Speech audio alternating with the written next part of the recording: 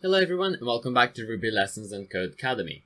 So in the last lesson we looked at mixing both modules and classes together. Today it's just going to be a review on this whole section about modules and classes and whatever else we have done.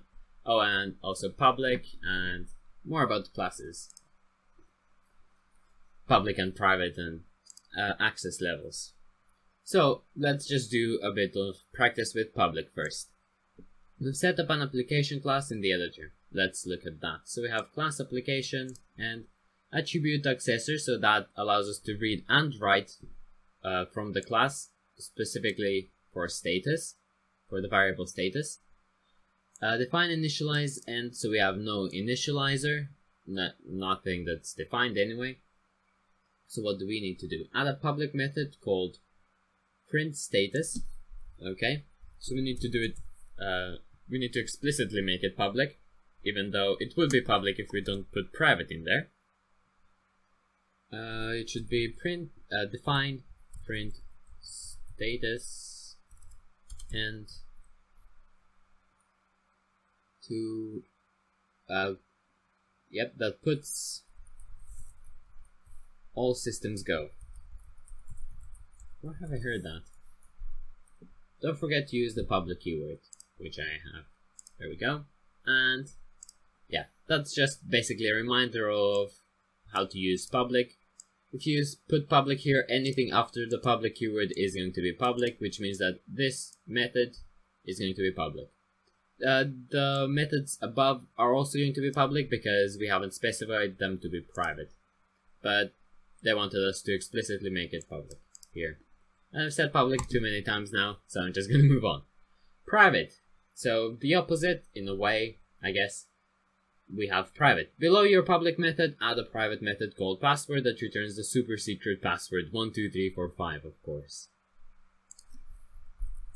Private. That is not how you spell private, neither is that. Define.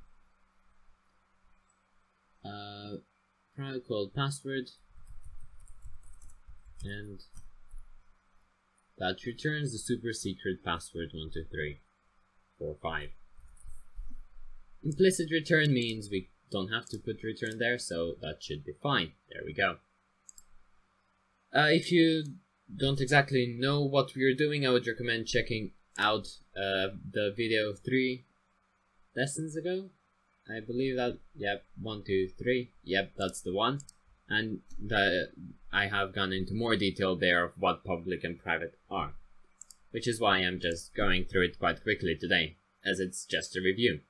Module magic. Super, let's move on to modules. So create your own module called languages, and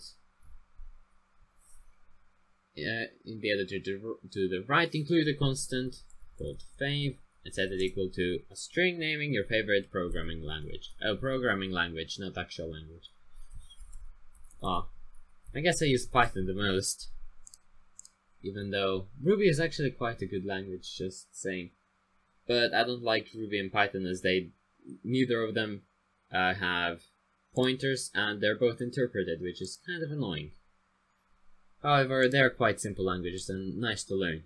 Mixin for the win, so let's put modules and classes together now. Almost there, our review wouldn't be complete without a little Mixin magic. Instructions. Finally, let's include our languages module in the master class on line 6. Include, and I don't know, I don't like how they indent stuff.